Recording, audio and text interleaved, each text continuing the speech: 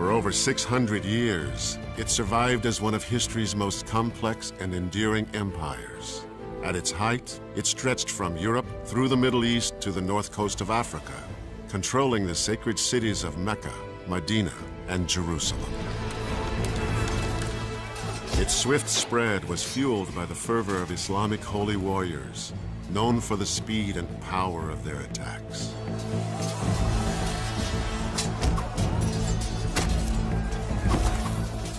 Yet it is an empire also remembered for its cultivation of art and architecture, and the development of a legal code. This is the story of a vast and mysterious kingdom, a kingdom where sultans and pashas schemed, and a harem of concubines produced heirs for the throne. It is an empire that continues to shape our world today. This is the Ottoman Empire.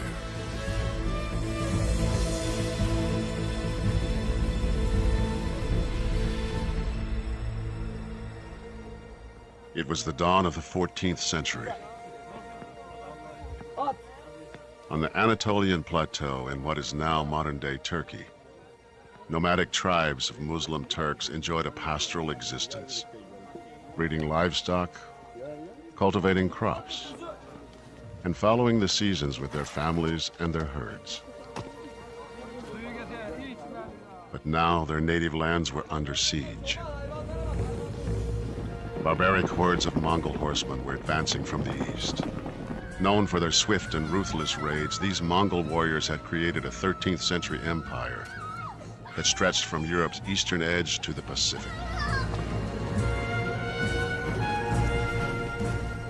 Threatening on the west were Christian armies from the once great but now weakened Byzantine Empire.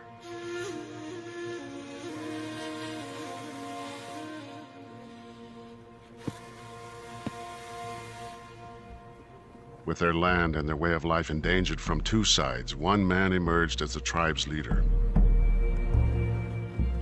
His name was Osman. He was tall, with a dark complexion and hazel eyes. He was known as a brilliant rider and swordsman. Osmanlı Devleti'ni kuran Osman Gazi'nin etrafında Osman was the founder of the Ottoman Empire. He surrounded himself with strong and brave soldiers, reckless men who were superior riders and could fire their arrows on the move. They were skilled in ancient Turkish Anatolian warrior tricks, ambushes, and hit and run tactics.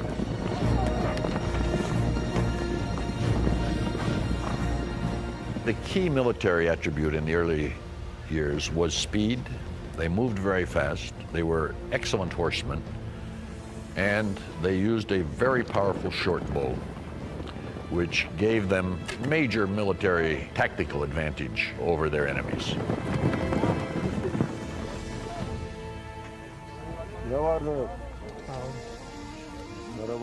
Contemporary accounts portrayed Osman as a man of the people, a down-to-earth leader.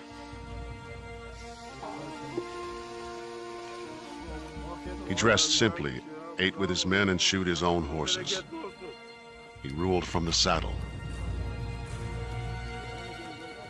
Osman must have been a charismatic individual who combined that with a steady stream of military successes. And as the word spread that those who fought with Osman won, more and more people were attracted to his banner.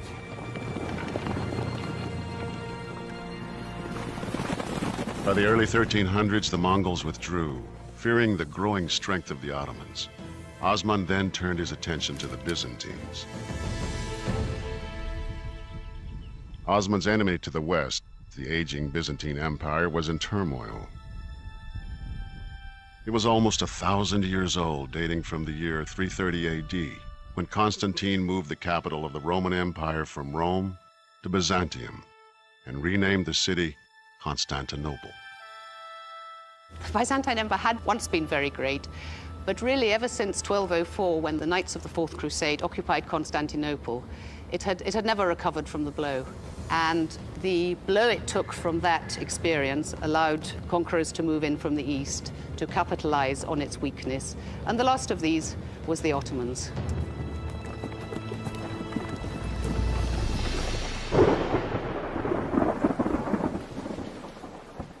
In the spring of 1302, fate smiled on Osman and his followers.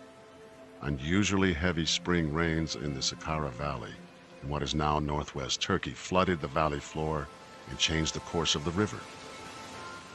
The fortifications along the old riverbed, built by the Byzantines to protect their border, were suddenly out of position and useless.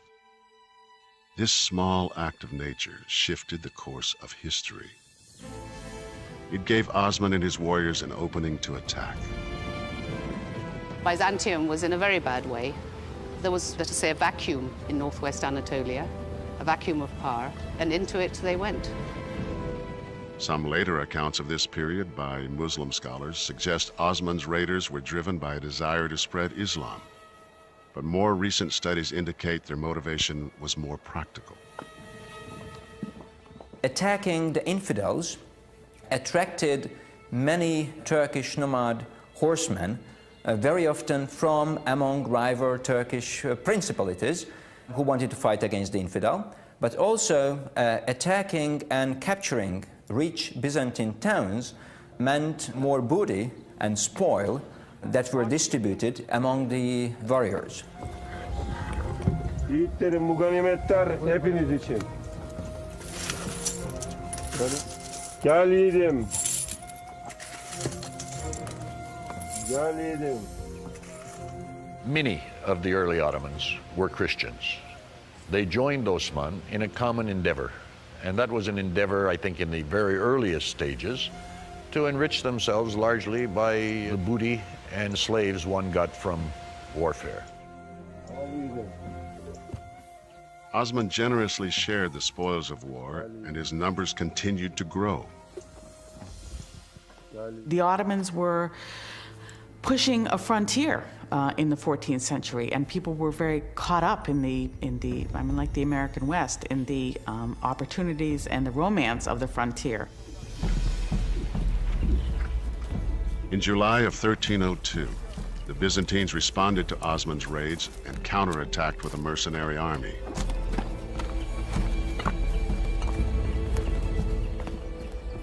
Osman used tactics he had learned from the Mongols. He dispatched a small squad to lure the Byzantines into a deadly ambush.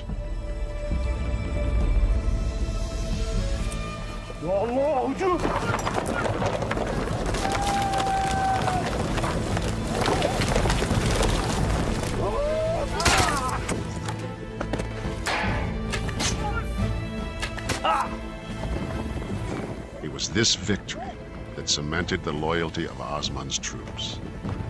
If you were a leader, the absolutely most basic thing you had to do was to get a group of fighting men who would be loyal to you, and their loyalty to you would transcend their loyalty to their tribe. Osman's principality, a small strip of land about the size of Manhattan, was born. By 1307, his fighting force, which began with less than 400 soldiers, numbered over 4,000. His followers became known as Osmanlis. Western languages translated the word as Ottomans. Osman's power grew not just from the force of his personality, but also from the belief in his divine right to lead. Osman and his followers were Sufis, members of a mystical sect of Islam that was popular on the frontier because it didn't require praying in mosques or reading from the Quran. Some Sufis worshipped in part through dance. Practitioners were known as whirling dervishes. Although we call it a dance, it's not really a dance. It's a practice for that individual to forget himself, to get connected with the universe, to feel the universe, to feel the God through that way. One night, Osman had a puzzling dream. According to a treasured Ottoman legend, he envisioned a tree growing out of his navel. Its branches spread throughout the world. He asked the Sufi sheikh to interpret the vision.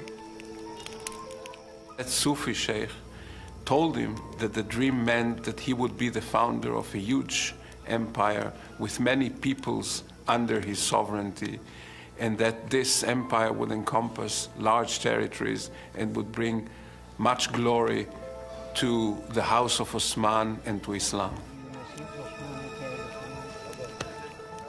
Osman married the Sheikh's daughter. With the birth of their son, Orhan, the great Ottoman dynasty was born. Parmak. Şunu buraya kilitleyeceksin Osman'ım. Çenenin altına. Together, father and son built an army that would dominate its enemies. During the next 20 years, they plundered the surrounding countryside, expanding their territory at the expense of their rivals. Their attack was swift, but their treatment of the vanquished was fair. Unlike other conquering powers of the times, the Ottomans granted religious freedom to Christians in conquered territories. This policy would lay the foundation for the future success of the empire. I think the most important point to keep in mind about the early Ottomans is that they judged people on what they had to contribute, not ethnicity, not race, not religion. Any of the markers we use today simply don't seem to have been very important. By the time of his death in 1324, Osman had fathered an enduring dynasty. His son Orhan would build on that legacy, creating a powerful Muslim army that would soon be knocking on Europe's door. In 1324, Orhan replaced his father Osman as the leader of the Ottomans. While the father had rallied a tribe of nomads to fight for survival, the son wanted more. Orhan wasn't satisfied with capturing tribes and controlling small villages. He had bigger and more well-defended targets in mind, and new tactics were required. The first real city they take is the city of Bursa, and we know that they took it by building two castles, one on either side of the city, outside the walls of Bursa, and basically blockaded it, starved it into submission over an 11 or 12-year period. When the city finally surrenders and Orhan, the conqueror, goes into the city, he sees dead bodies and he asks the commander of Bursa, "What are all these dead bodies?" And he said, "Most of them died of starvation," which is why we ended up surrendering the city. Orhan made Bursa his new capital and declared himself king, or sultan. The next challenge was governing this new territory. We can assume that Ottomans learned a lot from those people who were living in these urban centers. They acquired knowledge about architecture, they acquired knowledge about decorative styles, they acquired knowledge about how to live in an urban environment. Orhan established a monetary system and issued coins. He opened schools and built both a mosque and a monument to his father Osman. It didn't take too long before the once nomadic Ottomans took to city life, moving from tents into stone and wood houses and developing carpentry and farming skills. Now a regional power with control of trade routes, the Ottomans were a force to be reckoned with. The Ottomans managed to take some of the fortified towns of Byzantium that gave them more prestige and attracted more warriors to their camps. At the same time, in the neighboring Byzantine Empire, a continuing conflict between Emperor John Cantacuzene and a rival faction had erupted into civil war. The Byzantines had once ruled the civilized world, from the Danube to Damascus. But now Byzantine Emperor Cantacuzene was struggling to retain power. He asked his neighbor and former enemy Orhan for help. Orhan agreed, seizing the opportunity to profit from Cantacuzene's weakness. And he was given the emperor's daughter in marriage as a thank you. The bargain helped them both. With Orhan's support, Cantacuzene defeated his enemies and remained in power. But Orhan got the better deal. In the early 1350s, under the guise of helping Cantacuzene, Orhan ordered 6,000 of his troops across the Dardanelles. With no opposition, his troops laid waste to the region, claimed the territory as Ottoman lands, and gained a valuable foothold in Europe. This marked the beginning of the Ottoman Empire's westward expansion into the Balkans and beyond. Over the next 16 years, Orhan continued to expand his territory and consolidate his power. In just 60 years, the Ottomans had risen from a tribe of nomads to become rulers of more than 500,000 people. In 1362, after a 38-year reign, Orhan, the first sultan of the Ottoman people, died. His son, Murad I, continued the aggressive expansion of the empire, following the same policy of tolerance as his predecessors: conquer and tax, rather than conquer and convert.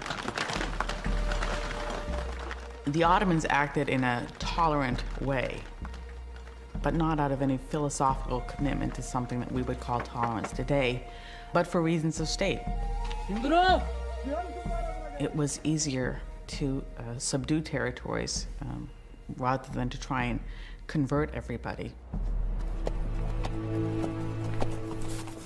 The Ottomans' policy of religious tolerance made administering conquered territories much easier.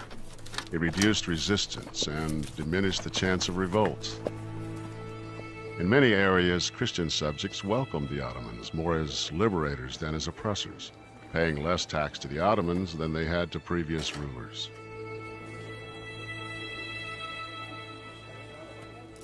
This had a kind of steamroller effect, which helps account for the speed with which the Ottoman conquests occurred, particularly in the Balkans. They simply rolled through whole areas because, yes, they fought. Whenever somebody stood out against them, they fought, and they won. But I think for every place they conquered by force of arms, they probably conquered 2 places by just a very effective PR system. But for Murad, new Christian subjects offered a greater opportunity. He devised a plan to create a fierce and loyal cadre of troops.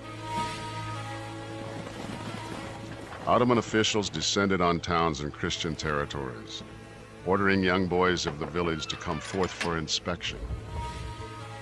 The villagers would display their youth, and the Janissary officer would go from one to the other. Height, weight, proportions. The officer would select the ones he thought would be best and took them with him. Those selected became conscripts in Europe's first standing army, an army that would transform the continent's military landscape. They were known as new troops, or Janissaries. At first, panic spread throughout Balkan Christian communities when the Janissary recruiting officers arrived. It was a process which entailed these children being dragged, literally dragged and forced out of their families. Families begged local priests to delete their sons' names from parish registers. Some parents arranged marriages for sons as young as 12 to take advantage of the marriage exemption. But over time, attitudes changed. Families realized how prestigious the path was. They knew what a promising career this could entail, and indeed not few of the more successful recruitees into this system later became very important high-ranking officials in the Ottoman state who did not forget where they came from. New recruits were brought to the Ottoman capital and converted to Islam. Allah, Allah, eyvallah. Allah, Allah, eyvallah. They underwent intense physical training and were drilled in the arts of war. The training of the Janissaries was very thorough and, to a certain extent, ruthless. There was a physical training, weightlifting and wrestling. They practiced the various formations. There was archery practice regularly twice a week. When their military training was complete, they were tattooed with a number and a symbol and sent out to work.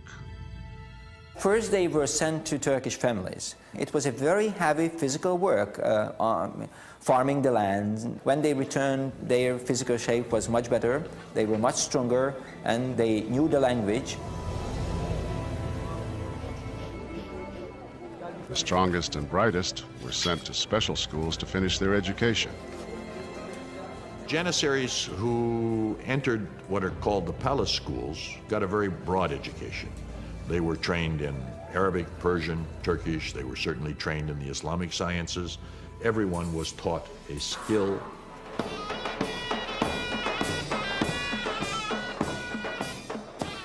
Some were trained to play in Mater bands that led Janissary troops into battle. The sound of their drums and pipes struck terror in the hearts of their enemies. The Janissary band was important to provide psychological support for the Janissaries, and it was especially important before enduring battles and major sieges.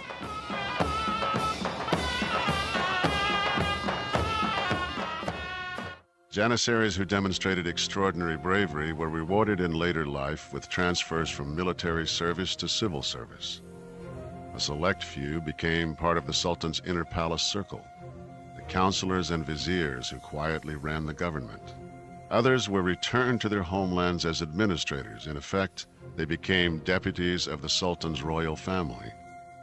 So if you had been taken, let's say, at the age of 12, had been considered one of the top-notch kids, had been sent to the palace school, by the time you're 20, 21, and you pass out of that, you become an officer in the corps, you can become an officer in the provincial cavalry or an officer in some of the regiments of the palace.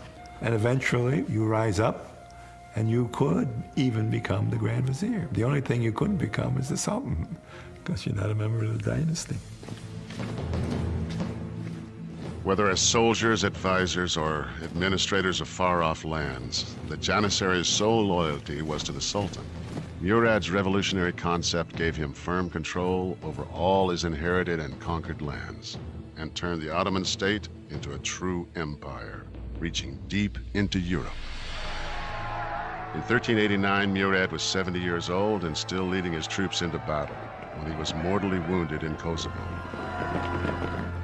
According to legend, as Murad lay dying, he named Bayezid, his younger rather than older son, to succeed him.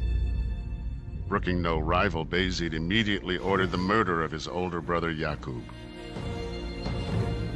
Murad's radical departure from eldest succession would set a deadly tradition and define the Ottoman dynasty for centuries.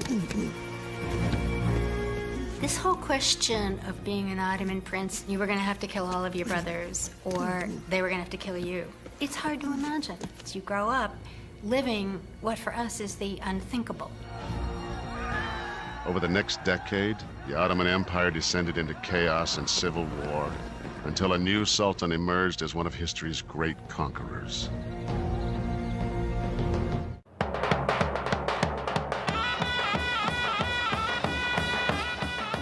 Through the early years of the 15th century, the fortunes of the Ottoman Empire rose and fell dramatically. Bayezid's overreaching expansion in Europe and Asia ended in defeat. But the next sultan, Mehmed I, rescued the empire from chaos and civil war, and his son, Sultan Murad II, led the Janissary Corps on a successful 20-year military campaign in Europe.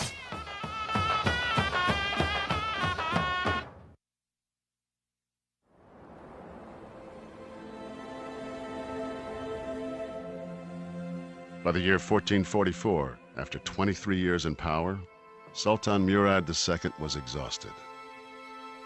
Murad II was tired of the burdens of ruling and warring and negotiating and really wanted to retire and become a solitary scholar. Murad II then took an extraordinary and unprecedented step. He abdicated and handed over the monarchy to his 12-year-old son, Mehmed II. But the son's reign was brief, and Murad II's retirement was short, just 2 years. The rise of a coalition of his old enemies, including Hungary and Venice, sent Murad II back into battle. This time, he remained Sultan until his death in 1451. When his son Mehmet II assumed the throne for the second time at the age of 19, he felt he was ready. But the Janissaries, still loyal to his father, were skeptical and rebellious. The troops, the Janissaries and others, are used to looking to the father for leadership and guidance. And this young kid comes on the scene and people say, well, why should we take him very seriously? As the empire again edged close to chaos, young Mehmet's enemies circled, watching and waiting. He needed a bold stroke, a conquest that would win over the skeptics. He turned his eyes to Constantinople. Constantinople was a mythic place for the Ottomans. Constantinople represented imperial power, global success. Sultan Mehmet, gerekse onun hocası Akşemseddin, Molla Gürani ve onunla A primary motivation to capture Constantinople for Mehmet II were the words of the Prophet Muhammad himself, who said, conquering Constantinople would take a glorious army led by a superb commander. Müjdesini verdiği güzel asker, güzel komutan olmak hedefi idi. Mehmet had the confidence of a brash 19-year-old. He banished the Janissaries who challenged his rule and demanded a pledge of loyalty from those who remained. The conquest of Constantinople was actually a message to rivals in the Ottoman power structure that he was challenging their authority. Mehmet immersed himself in military manuals, studying the tactics and weapons of the world's most successful armies. Mehmet 19 yaşında ikinci defa tahta geçtiğinde Mehmet was willing to do whatever it took to achieve his goal. He was studying day and night, and he was even dreaming about it. Once he ordered his vizier to the palace in the middle of the night, and he told him, Pasha, Pasha, I can't sleep because my mind is filled with thoughts about conquering Constantinople. How are we going to do this? alaraktan Paşa Paşa İstanbul'un fethini düşünmekten uyuyamıyorum. In the spring of 1452, Mehmet ordered the construction of a new fortress just 6 miles from the outer walls of Constantinople. Wanting it completed quickly, the Sultan, with all the energy and impatience of youth, worked side by side with the stonemasons. Rumeli Fortress was completed in just 4.5 months. He built almost overnight this enormous castle on the European side of the Bosphorus at one of the narrowest spots on the Bosphorus as a companion to a castle that already had been built by an earlier Ottoman sultan on the Asian side. Together, these two fortresses would make it nearly impossible for supplies or reinforcements to reach Constantinople. Any ships that came from the Black Sea that tried to break through to help Constantinople from that side, he would shell with artillery. Simply being there cut off the ability to in any way provision the city. And that is reminiscent of what we'd seen even a century or so earlier when the Ottomans traditionally built fortresses outside of cities that they wanted to conquer and starve them into submission. But Mehmet was not content to just wait. He marched 6,000 fresh troops into his new fortress. His intentions were clear. Byzantine Emperor Constantine XI was terrified. He immediately began to fortify the city. Imperial Constantinople in 1453 was an enormous walled structure with a few villages inside, very scattered centers of population, that basically the city had become depopulated. Yeah. While still the crown jewel of the dwindling Byzantine Empire, Constantinople was no longer the majestic, thriving capital it had once been. The population had shrunk from almost 1 million at the end of the 10th century to just 40,000. But as a fortress, it was still almost impregnable, with 14 miles of reinforced stone walls. In some places, 2 lines of walls as high as 40 feet. It was one of the strongest fortifications of its time. You can't imagine they're ever being conquered by anyone. Those great walls are what kept Constantinople from being overrun by its enemies for centuries. Burası İstanbul'un kara tarafındaki kapılarından bir tanesi. This gate is one of the entrances to Constantinople. In times of peace, the Byzantines would open these gates to the public and to soldiers so they could enter the city freely. But in wartime, when the city was under threat, they would wall up the gate like this and block the entrance in order to keep the enemy outside. As you see here, the last wall built into this gate was when Mehmet II prepared to attack the city. Girmesinin engellenmesi sağlanmıştır. For months, Mehmet's spies probed the city for weaknesses. At the same time, Mehmet enlisted the help of a brilliant Hungarian cannon maker named Urban. Bizans'a top dökmek için Avrupa'dan gelmiş olan Macar asıllı topçu ustası Urban Urban had actually come to town to make cannons for the Byzantines, but Constantine couldn't afford to pay his price. ve ona So he told Mehmet he could make him the best cannons in the world, and Mehmet agreed to pay him 4 times his asking price. kendisine beklediğin 4 katı bir maaş vererekten kendisi için toplar dökmesini istemiştir.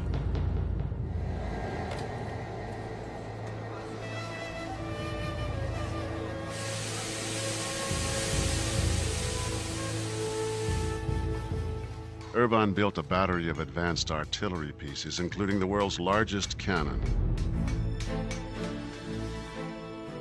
With a barrel measuring 26 feet long, the giant weapon could fire a 1,000-pound cannonball over a mile.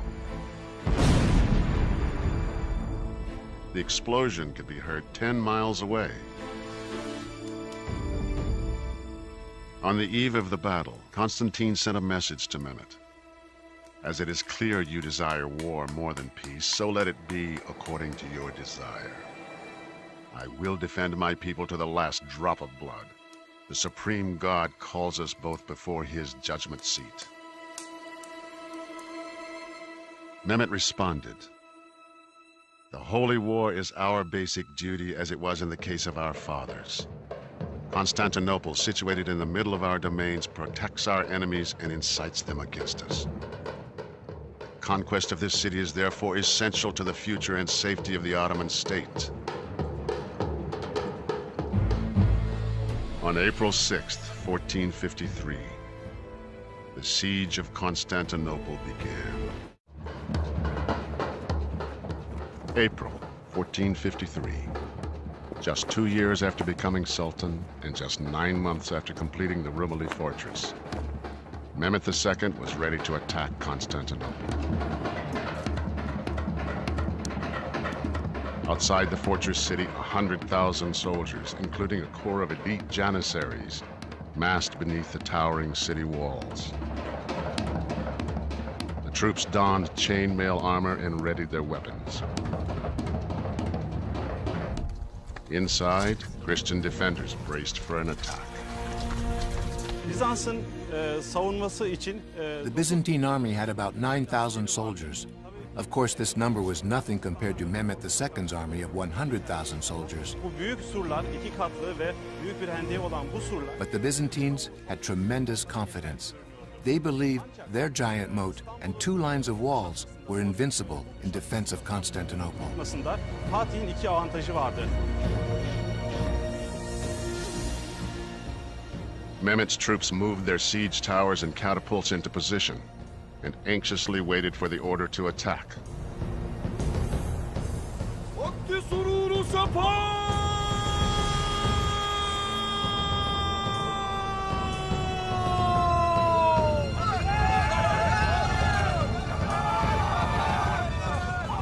On April 7th, Mehmet launched the first wave of his assault against the land walls of the city.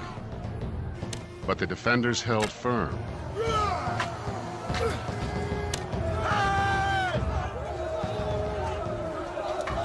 Birinci surdan sonra esas sura, bu büyük sura doğru ilerleyerekten The Ottoman soldiers who managed to get past the moat and the first line of walls ran up ladders that they leaned on the second line of walls. But the soldiers on these ladders came up against hot burning oil called Greek fire. This Greek fire would incinerate anything, including people. Also, Mehmet had built mobile siege towers as tall as the walls themselves. But these towers were made of wood and leather, and the Greek fire would burn them all.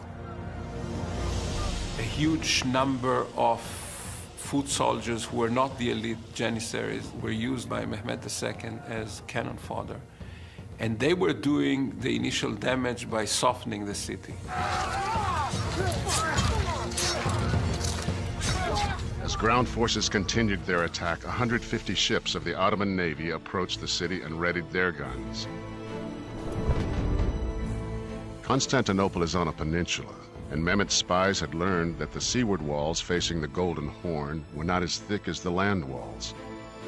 But when Mehmet's navy tried to attack, the Byzantines were ready. Before the Ottomans arrived, though, the Byzantines stretched a chain along the Golden Horn in order to deny access to the Ottoman navy. It was important because by denying access, they could concentrate the forces along the land walls.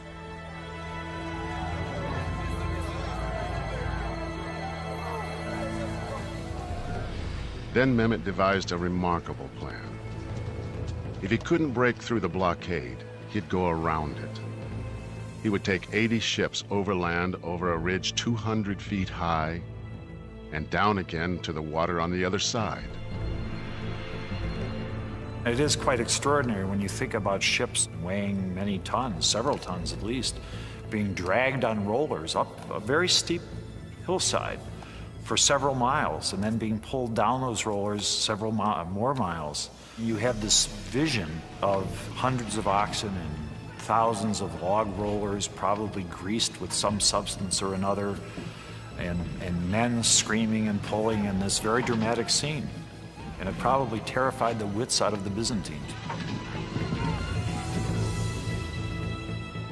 Bu gemiler Haliç'e iner inmez Haliç surlarını As soon as these ships made it into the Golden Horn, they started to fire on the walls. Constantine redeployed troops from the land walls, but this created a serious weakness in their defense. savunmada yer alan askerlerin At the same time, teams of oxen and hundreds of men dragged Urban's monster cannon into position to assault the land walls. yapabilmekte. The giant cannon could only be fired 3 times a day. It would get so hot after firing that the Ottomans had to use olive oil to cool it down to prevent it from cracking during firing. Atış esnasında topun çatlamaması sağlanmıştır. The big gun, along with Mehmet's other artillery batteries, pummeled the walls.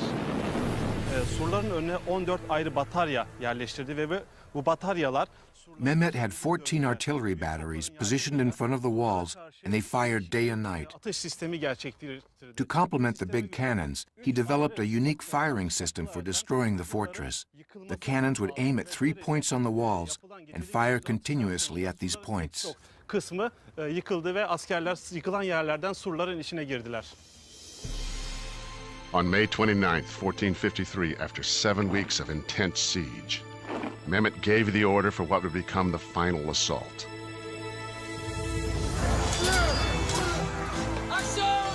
First, a wave of irregulars weakened the Christian front line.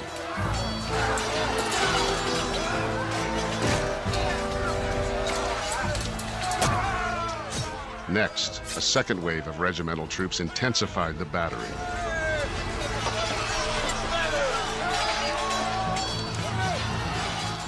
Finally, a force of 5,000 Janissaries held back until the decisive moment moved in. There were 2 reasons for that. One is that Mehmet didn't want to waste his best troops when it wasn't clear what the outcome would be. And secondly, the Janissaries were not that happy about being used as cannon fodder, and they expected to be thrown into battle when they could decide it, and of course reap the glory, which to a large extent they did.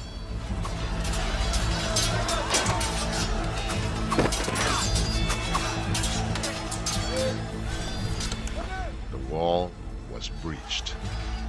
As the Janissaries rampaged through the streets of Constantinople, the surviving Byzantine troops panicked and fled.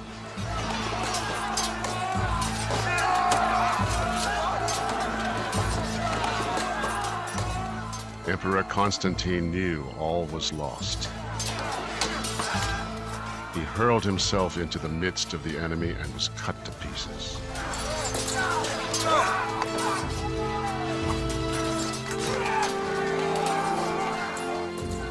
For 1,000 years, the city had been a symbol of Christian dominance.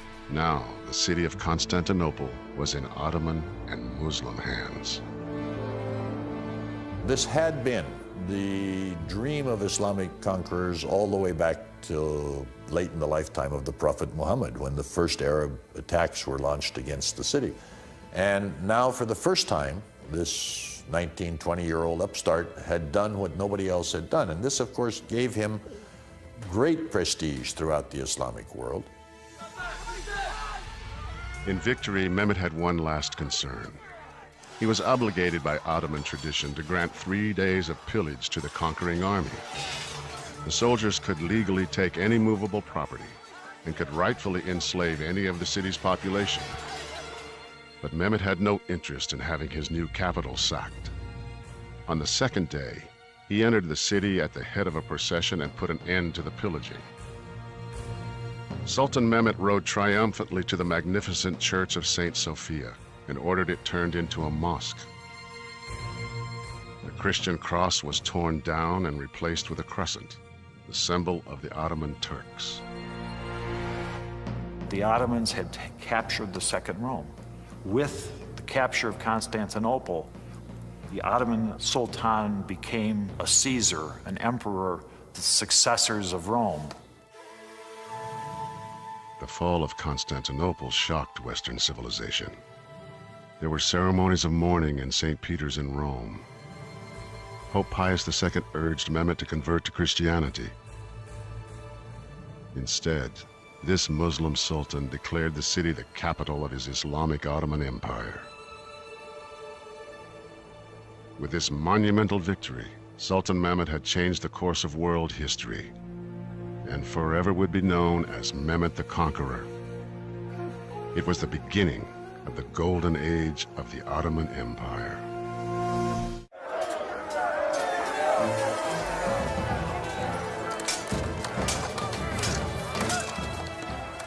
The conquest of Constantinople was a towering achievement for both the Ottoman Empire and its young Muslim sultan, Mehmet the Conqueror. Once he conquered the city on the 29th of May, 1453, something that had been the dream of Islamic rulers for 700 years, he got unbelievable prestige. Mehmet's new capital took on a new name, Istanbul. He quickly set out to rebuild. He refortified the battered city walls, rebuilt the city skyline, and commissioned his own great mosque. What he wanted to do was to make Ottoman Constantinople, Istanbul, into the rich and powerful city that it had once been, to protect the past, incorporate it into the present, and use it as a foundation for his own authority and power. With a location that bridged continents and cultures, the city had prospered for centuries through trade.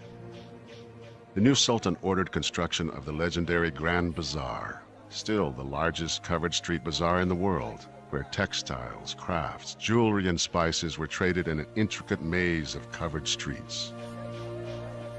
The Ottomans stood across the major trade routes that connected Asia, China with Europe. And Europe dearly loved Asian goods, including the spices of the East Indies. But the only way they could get those was if the goods passed through the Ottoman world. Mehmet gathered whatever and whomever he needed. To revitalize the city's merchant class, he recruited tradesmen and craftsmen from across the empire. Everyone would take part in the city's rebirth. He invites people to come and says, if you'll come and settle in my city, I'll give you free houses, I'll give you tax breaks, I'll make it economically very attractive. There are islands in the Aegean that are emptied, that he simply packs them all up and says, well, you're going to move to my new capital now. Christians were invited back with the promise of protection. Jews in neighboring Salonika were encouraged to come to Istanbul. His idea was not simply to physically rebuild a city. It was to ensure that the city had a population with the urban skills, and that meant economic and business and trade skills, that would make it the capital that he wanted to have. New craftsmen brought new skills. Silk from the early Ottoman capital Bursa, along with wool, goat hair, and cotton, were woven together into intricate carpets that became the Ottomans' most famous export.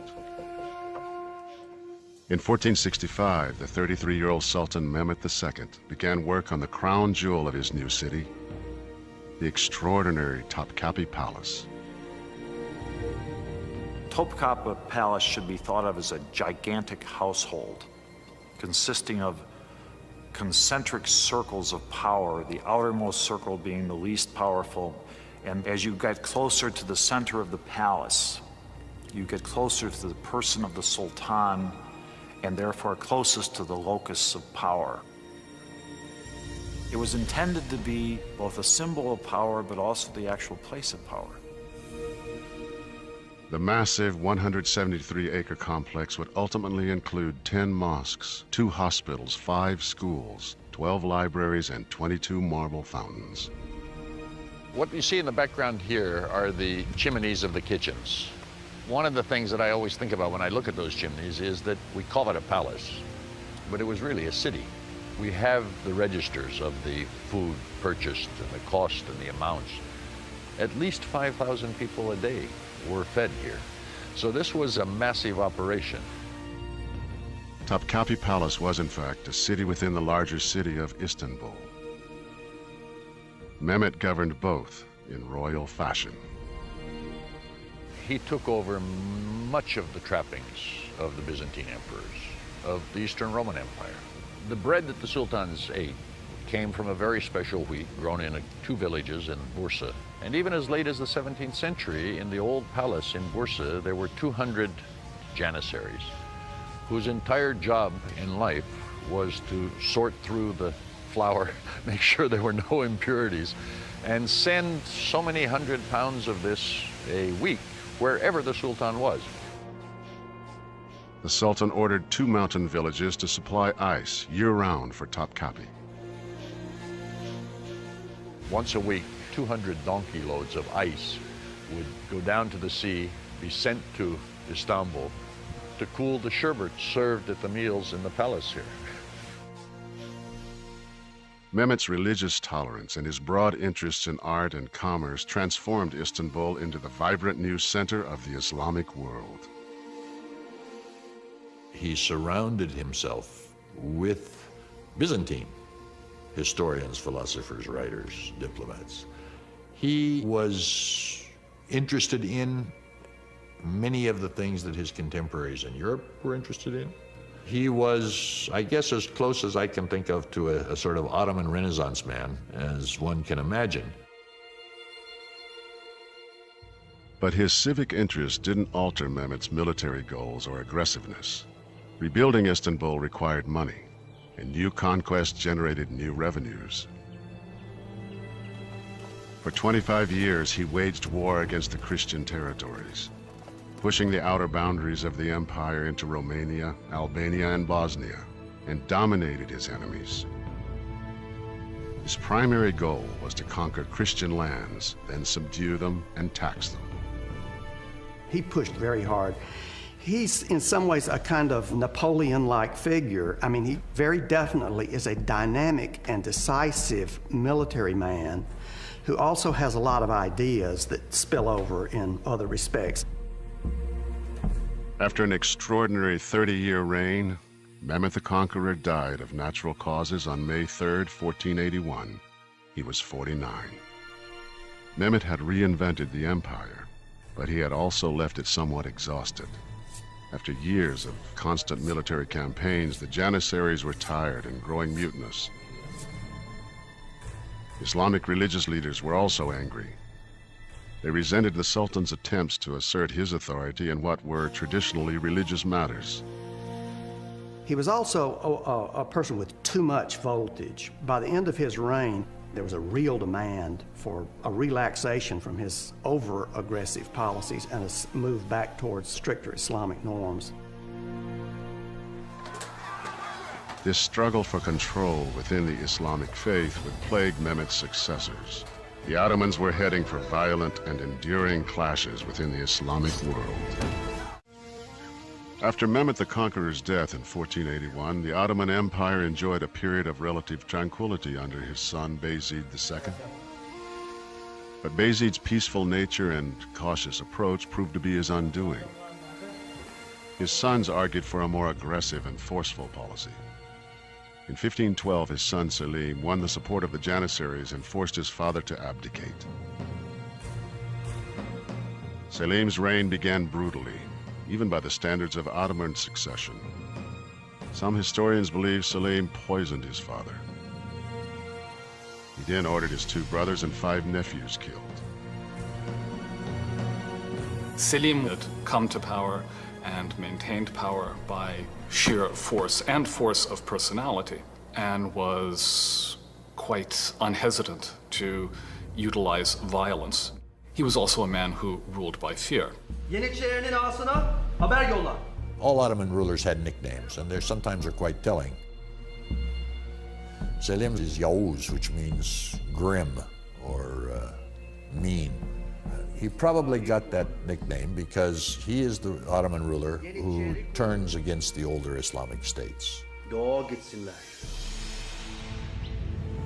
Islamic law prohibits Muslims fighting Muslims, but Sultan Selim claimed other Middle Eastern rulers were heretics and went on the attack. By 1517, Selim's army had swept through Iran, Syria, Lebanon, and Egypt, capturing the holy cities of Jerusalem, Mecca, and Medina. These conquests earned him the title of Caliph, meaning head of Islam. Up until that time, the people they ruled were overwhelmingly Christian. It's now that, for the first time, a majority of their population were Muslim. And of course, the conquest or the incorporation of the holy cities of Mecca, Medina, and Jerusalem for the Ottomans was a prestige factor. This allowed them to see themselves and be viewed by others as the leading Islamic dynasty. But Selim didn't live to enjoy his prestigious position. In 1520, just 8 years after becoming Sultan, he died suddenly of an infection. Had he lived, later Ottoman lore held that he would clearly have become Sahib Quran, that is, a world conqueror who had never been defeated in battle. He was likened to Alexander. In his short, violent reign, Selim had doubled the size of the Ottoman Empire and assumed leadership of the entire Muslim world. At the time of Selim's death, his only son, Suleiman, was the governor of Manisa province. With no brothers to battle, it was a rare instance of peaceful succession. Suleiman would go on to become the empire's greatest sultan, earning the name Suleiman the Magnificent. 16th century Europe was dominated by young and dynamic leaders. England's Henry VIII, Francis I of France, the Habsburgs' Charles V, and Russia's Ivan the Terrible. Suleiman saw himself as a major player in this world and set out to prove it. Taking the throne at age 26, he immediately launched his first military campaign. Suleiman took it upon himself immediately to establish his own reputation as a ghazi, as a warrior for the faith. Suleiman was able to establish himself as a commander with whom to be reckoned. Suleiman's army, led by the Janissaries, pushed deep into the heart of Europe. The city of Belgrade fell in August of 1521. The next year, Suleiman's navy captured the island of Rhodes. Suleiman kept on the attack. In 1526, his army first entered and sacked Hungarian capital of Buda. 3 years later, his troops pushed all the way to the gates of Vienna. The Ottomans were now a force in European affairs.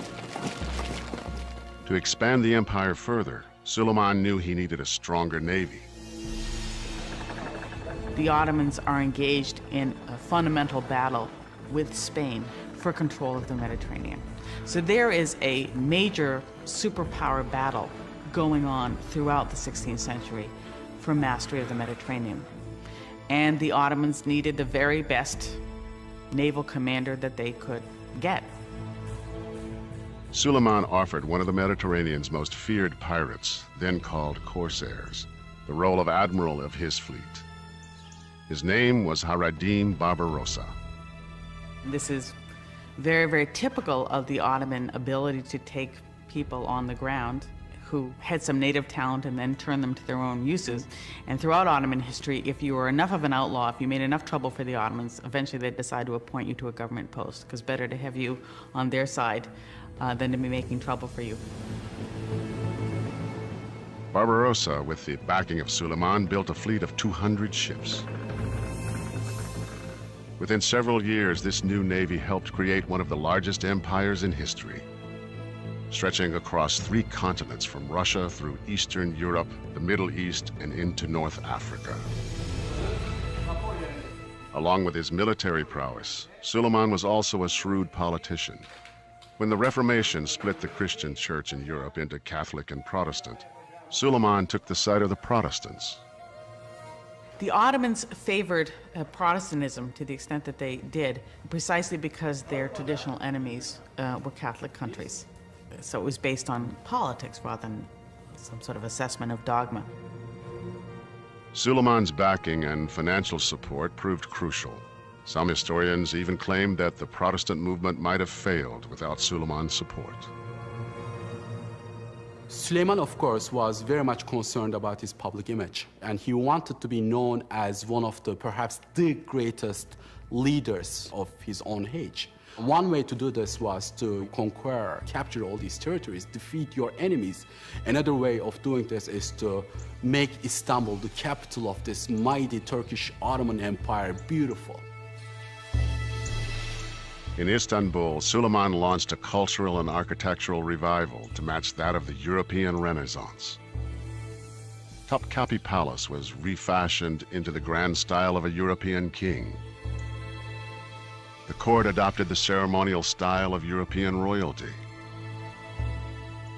He called on a janissary named Mimar Sinan to create mosques and public buildings throughout the empire.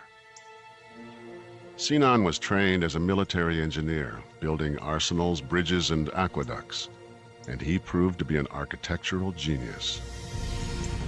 Over a 40-year period, he designed and built 79 mosques, 34 palaces, 19 tombs, and more than 60 other significant monuments and buildings. In a sense, Mimar Sinan played an important role in the public relations policy of Sultan Süleyman. He created all these structures to demonstrate the glory of Ottoman Empire and Sultan Süleyman's reign.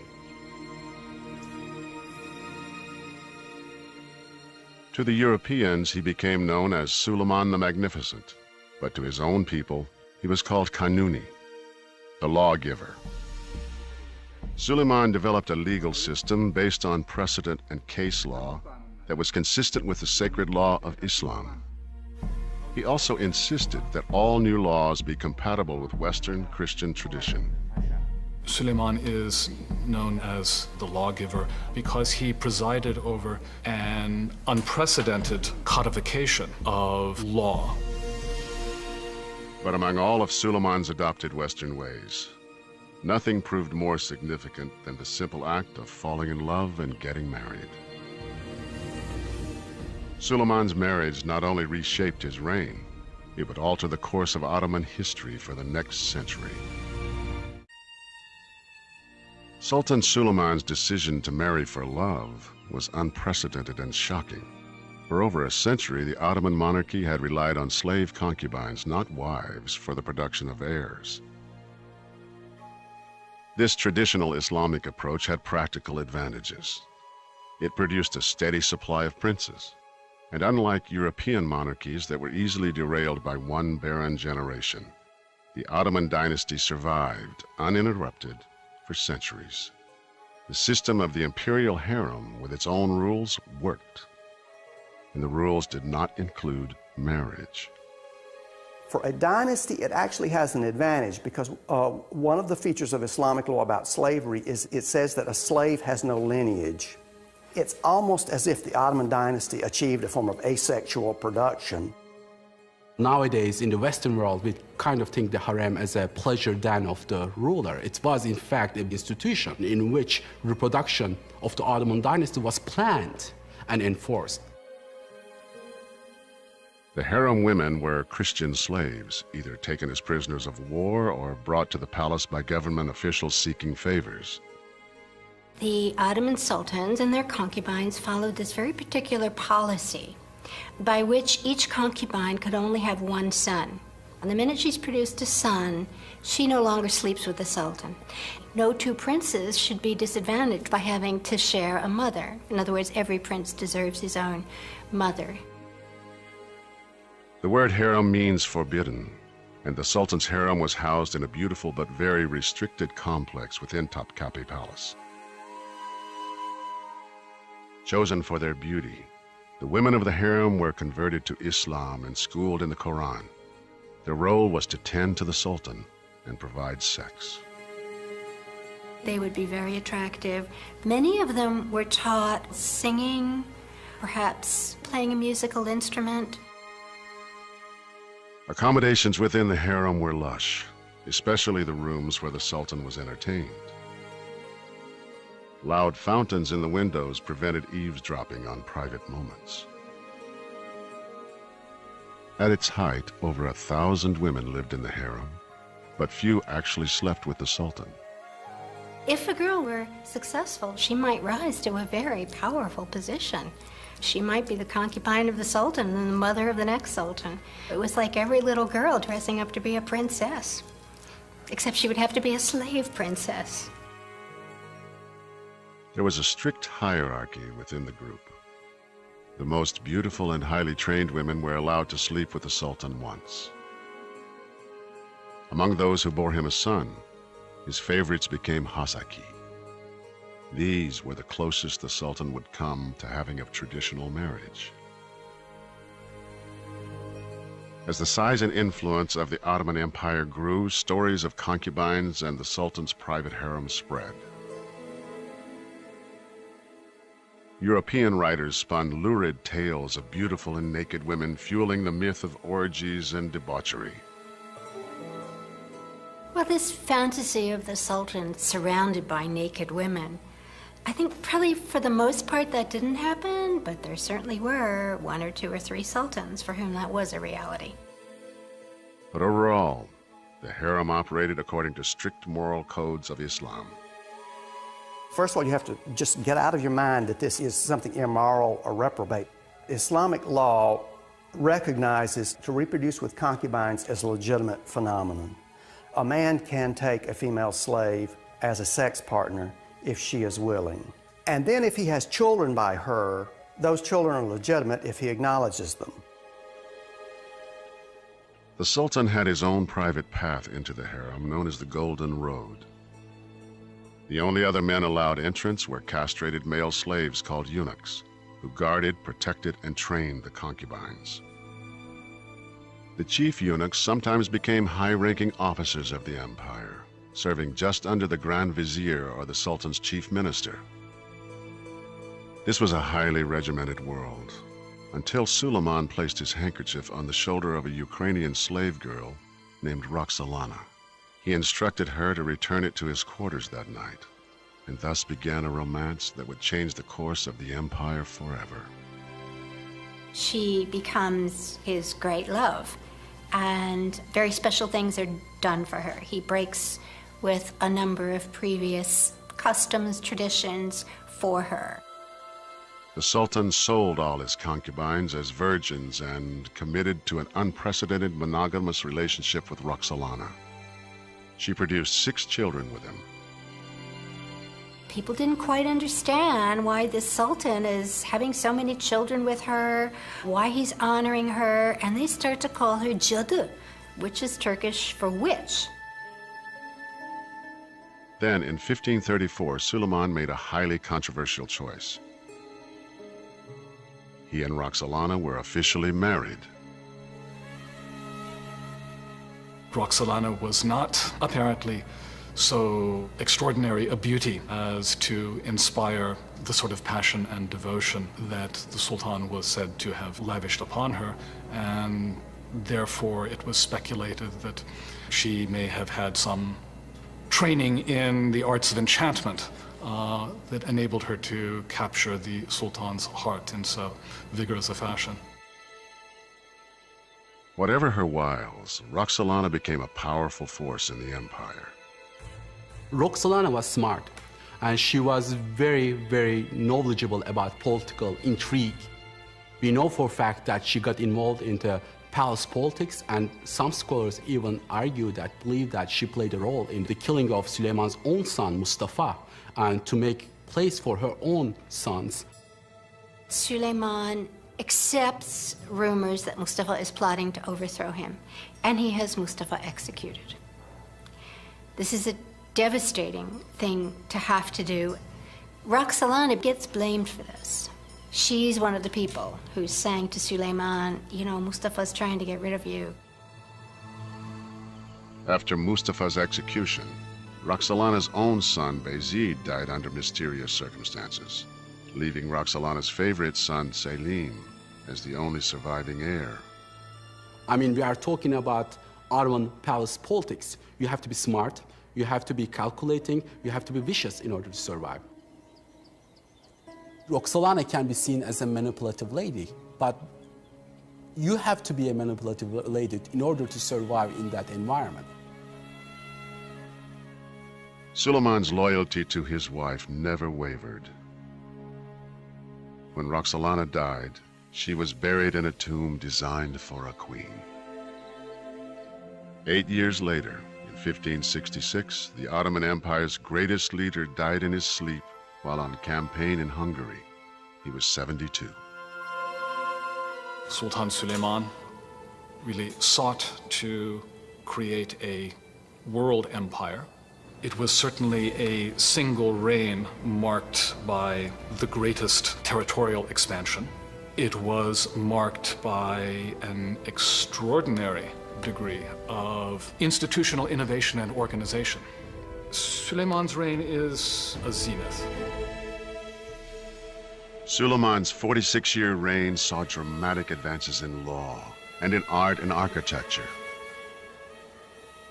He left behind an empire far more European than the one he inherited. But the infighting and intrigue that had plagued European monarchies would soon visit the palace of Suleiman's successors.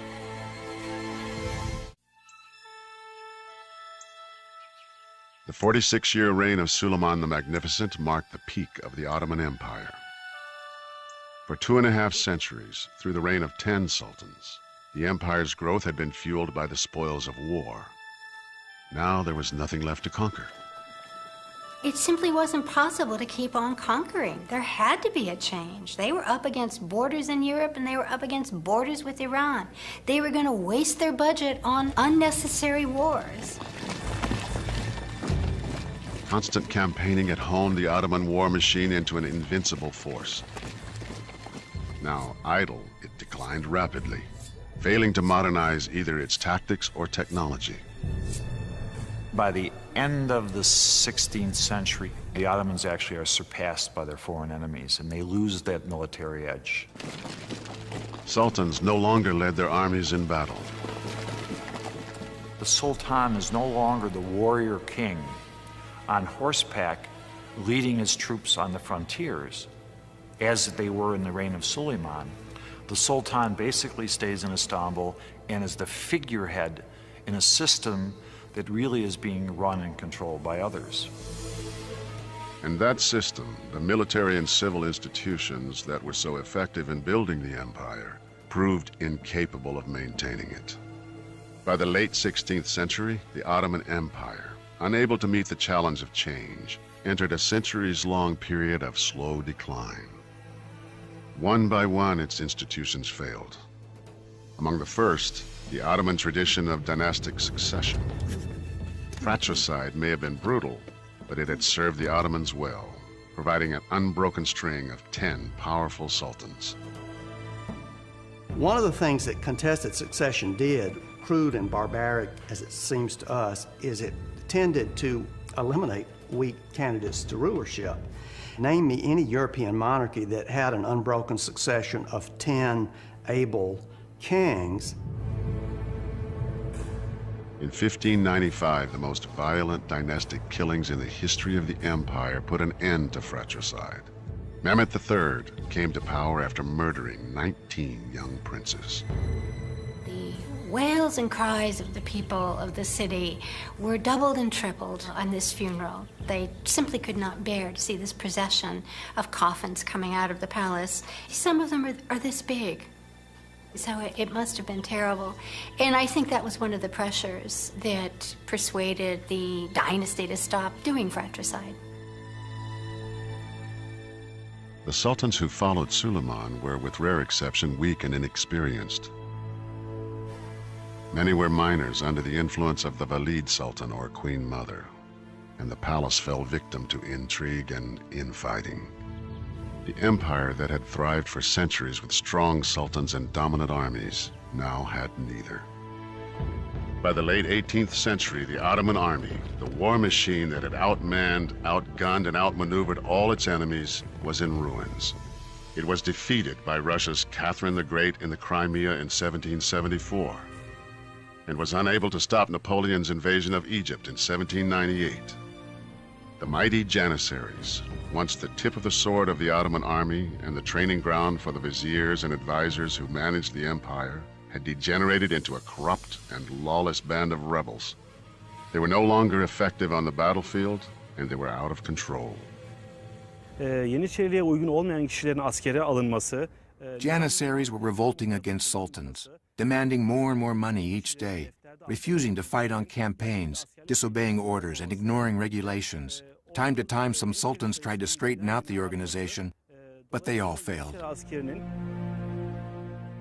In 1826, Sultan Mahmud II, one of the few competent sultans to rule after Suleiman, decided to act. He trained 10,000 new troops loyal to him and attacked the Janissaries. The plan was very carefully laid.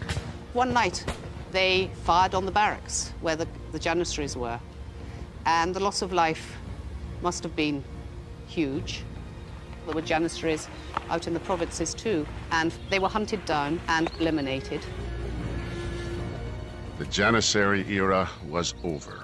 In a bloody show of force, Sultan Mahmud wiped out what was left of one of history's most celebrated fighting forces. The sophisticated civilian institutions that the Ottomans had developed over centuries, tax collection systems, administrators, a complex and fair legal system, were also failing. The empire's growth had been fueled by conquest and the taxes that new territories generated. Without growth and new revenues, corruption set in. Provincial officials began selling judgeships. Merit promotion gave way to bribery and nepotism. The infrastructure collapsed. The Ottomans also failed to develop a modern economy to replace their shrinking tax base. And they faced new competition. Over time, European powers developed new sea trade routes that cut the Ottomans out of the lucrative Asian silk and spice trades. The once glorious Ottoman Empire was becoming known as the sick man of Europe. Mahmud II's successor, Sultan Abdul Mechid, looked to the West for help in bolstering the fortunes and the image of the empire. He was influenced by the British aristocratic class and mimicked European styles in his dress and in his surroundings. He looks very elegant. He has a half cape and some gold buttons. He doesn't wear a kaftan, as previous sultans had of the classical age. In 1843, anxious for a symbol of success, he abandoned Topkapi Palace. As the economy and governmental systems were failing, the Sultan commissioned a new and more European-style residence. The magnificent Dolmabahce Palace took 13 years to complete. The 11-acre building featured 285 rooms, 46 ballrooms, 6 Turkish baths, and 68 toilets. Bu bölüm sarayın kristal merdivenler adı verilen bölümüdür. This part of the palace is called the Crystal Staircase. It was designed to impress visitors when they first entered Dolmabahce. Ayrıca merdivenlerin tam tavası...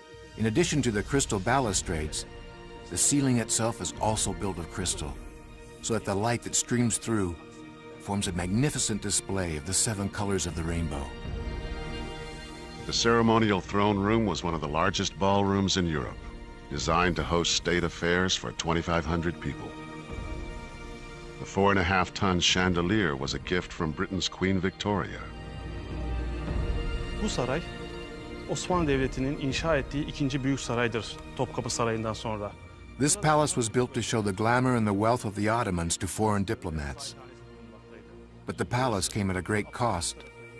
The Ottomans had wars and economic crises, and spending billions of gold lira and tons of gold on the construction of Dolmabahce only made the financial situation worse. Bu bölgedeki devlet adamlarına ait The Ottomans have declared bankruptcy in 1876, and the Ottoman debt burden is crushing, and in fact, more Europeans work for the Ottoman debt administration in the empire than do Ottoman officials work for the Ottoman Ministry of Finance.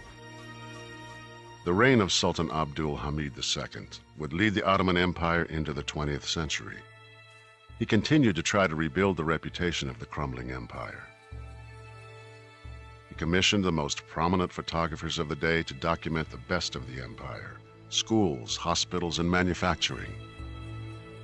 The Sultan personally presented over 1,000 photographs to the U.S. Library of Congress and the British Museum, hoping to convince the Western world of the Ottoman Empire's technological development and industrial advances. These pictures do not, however, tell the true story. As World War I approached, the Ottomans faced bankruptcy and economic disaster.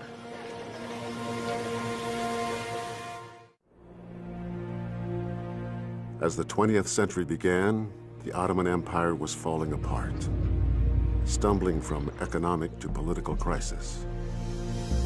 It was quite difficult and problematic for Ottomans because we see the emergence of nationalism and nationalistic ideologies during this period, especially in the Balkans first. Many of these peoples wanted to develop their own separate nationalistic identities. And some were successful in gaining independence from the Ottoman Empire. But this was not the case for the Christian Armenian minority, who had lived in the region for 3,000 years. By early in the First World War, 1915, at a time when the Ottoman Empire was shrinking and besieged from all sides, the ultra-nationalist group in power, known as the Young Turks, was trying to restore the glory of their declining empire by uniting all Turkish-speaking peoples in the empire and beyond. The Armenians came under siege when, in the spring of 1915, the Young Turks ordered a forced deportation of 1.75 million ethnic Armenians out of Anatolia to Syria and Mesopotamia. The story of why and what happened is, nearly a century later, controversial, emotional, and hotly debated. To the Turks, the deportations were ordered because some Armenians were allying themselves with Russia, Turkey's enemy to the east. To the Armenians, this was a pretext. The deportations were ordered out of a desire to rid Turkey of Armenians forever. During the evacuation, a forced march of hundreds of miles, hundreds of thousands of men, women, and children died of starvation and massacre. Newspaper reports of the time tell of horrific scenes of rape and murder. Henry Morgenthau, the American ambassador to Turkey, later wrote, "I am confident that the whole history of the human race contains no such horrible episode as this." Estimates of total Armenian deaths in the period of the evacuations range from 300,000 to 1.5 million. The Turks acknowledge that hundreds of thousands of Armenians died, but they and some historians maintain that these deaths were the result of war-caused starvation, civil unrest, and ethnic conflict. To Armenians and many historians, the actions were a clear act of genocide committed by the Ottomans, and today have been recognized as such by many countries. As the Ottoman Empire continued to fail, a power vacuum developed that the British and the French were only too happy to exploit. Both nations were establishing their own spheres of influence in the region, competing with each other and challenging the Ottoman Empire for control of the Middle East.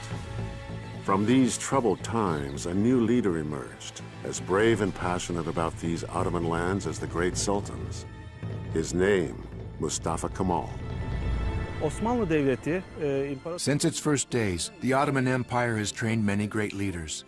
Without a doubt, Mustafa Kemal was the last and the most famous among all these leaders. Hiç şüphesiz Mustafa Kemal'dir.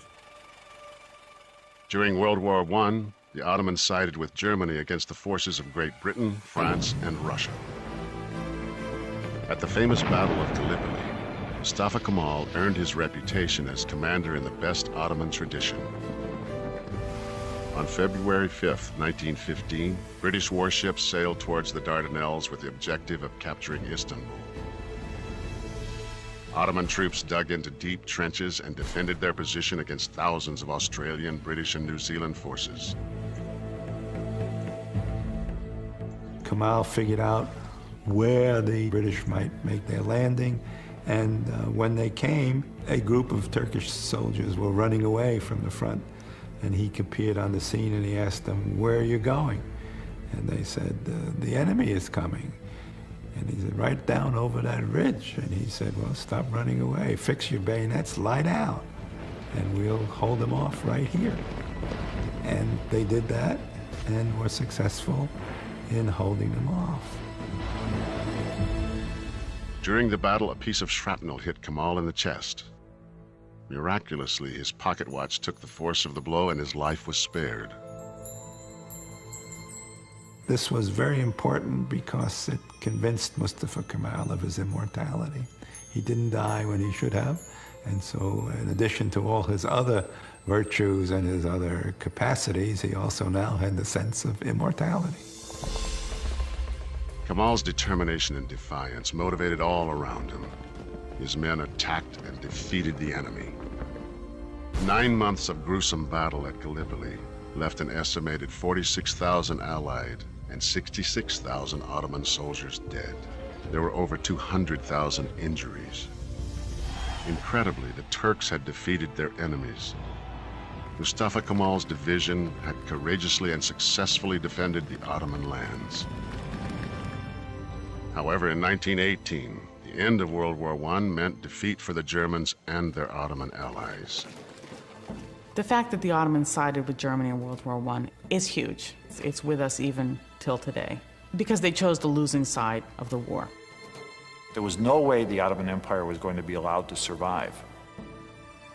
After the war, in the Treaty of Sèvres, the victors divided up the empire, giving portions of the Ottoman homeland of Anatolia to Greece, France, and Italy. This is the creation of the modern Middle East. I mean, this is what allowed the French and the British to go in and to start territorial acquisition. It was this treaty, signed by Sultan Mehmet VI, that energized the Turkish nationalist movement. The leader of this post-World War I movement was Mustafa Kemal, who emerged from the war as the only undefeated Turkish commander. Mustafa Kemal became a national hero. The Turkish people found themselves a new father in the presence of Mustafa Kemal, and he became the leading personality of the time. He set up a provisional government in Ankara. Over the next 4 years, Kemal's nationalist forces recaptured all of the occupied parts of Anatolia, what is now Turkey. He will always be remembered and venerated because there may not have been a Turkey if he hadn't led his troops, he and his fellow commanders, to secure some territory for the population. Parliament offered Kemal the Sultanate and the Caliphate, but he had other ideas. Long a critic of the corrupt rule of the sultans, Kemal shocked Parliament by abolishing both sacred titles. He threatened his colleagues that if the proposition was not carried, some heads would be cut off. Fights broke out. Some politicians fired guns on each other, but Kemal won. Mustafa Kemal abolished the Ottoman Sultanate and exiled the last of the Ottoman sultans. And that officially was the end of the dynasty. After more than 600 years, the Sultanate of the Ottoman Empire was over. The last Sultan, Sultan Mehmet VI, left Turkey aboard a British warship. The end of the Ottoman Sultanate was a major event in Middle Eastern history. It is an event that the area is still wrestling with. There are hundreds of thousands of people still living in those areas that were born in the Ottoman Empire. On October 19th, 1923, the Republic of Turkey became an independent country, with Mustafa Kemal as its first president. The task ahead was daunting. Turkey was on its knees, facing illiteracy, frightening poverty, inadequate health services, and a severe lack of skilled labor. Kemal separated church from state. Religious garb was banned. Ottoman clothing, and in particular the fez, was forbidden throughout Turkey. Changing headgear, which may seem very unimportant, looking back on it now, but we have to remember it was a marker of status, a marker of your place in society, and by changing from the fez to the hat, he stated that Turks were now modern. He granted equal rights to women, including the right to vote, years ahead of many Western democracies. As part of his effort to westernize the country, Kemal introduced a new alphabet. Complex Ottoman Arabic was replaced by the Latin alphabet of Western languages. It's as if, for example, someone from the government coming to one of our universities in the United States and telling them from now on, Chinese will be your alphabet. You will use Chinese to write your own name. The same kind of thing happened in Turkey. Suddenly, literacy level in Turkey was 0 in one night because of that. But Kemal's bold decision paid off. In just 1 year, 1928, literacy increased over 500%. Kemal instructed all Turks to adopt traditional Western-style last names. His was chosen for him. The Grand National Assembly gives him the name Ataturk, meaning Father Turk. Mustafa Kemal had a very strong personality. More importantly, perhaps, Mustafa Kemal knew what he wanted. Mustafa Kemal is responsible for making Turkey what it is today. Mustafa Kemal Ataturk is, I believe, one of the major figures of the 20th century. And on a global scale, I think could be ranked in the top dozen or 20 figures. On November 10th, 1938, Mustafa Kemal died at the age of 57 at the Dolmabahce Palace. The clock in his bedroom remains frozen at 9:05 a.m., the time of his death.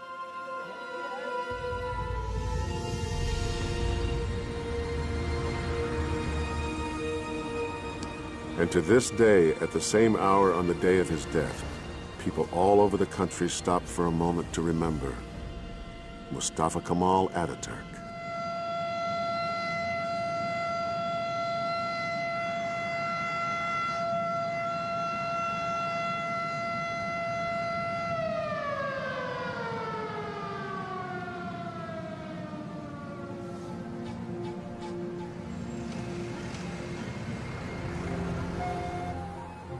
Modern Turkey, sitting at the crossroads of Europe and Asia, continues to embrace both East and West, the old and the new. Its exotic blend of cultures, past and present, is most visible in Istanbul. Even today, with all of the skyscrapers that have appeared in other sections of Istanbul, the old section of the city is still dominated by these wonderful Ottoman imperial mosques and by the Topkapı Palace complex as well. The influence of the Ottoman Empire is felt not just in Turkey, but in the Middle East, the Balkans, North Africa, and the Arabian Peninsula. Osmanlı Devleti tarihin gördüğü en büyük 3. imparatorluktur. The Ottoman Empire maintained power for nearly 600 years in 3 continents. During these 600 years, they constructed unique architectural monuments, created millions of artistic works, and raised numerous scientists and high-quality statesmen. yanı sıra In the end, the Ottoman Empire remains an empire of contradictions. It was assembled by the might of its war machine, yet remembered for its development of fair and just laws. It conquered people of many faiths, yet until its waning years, it was open to the cultures and religions of the vanquished. But most of all, the Ottoman Empire was enduring. From its beginning in the 14th century to its dissolution in the early 20th, it spanned the reigns of nearly 40 sultans and assembled one of the largest landmasses in history. And like all great empires, its legacy continues to shape our world today.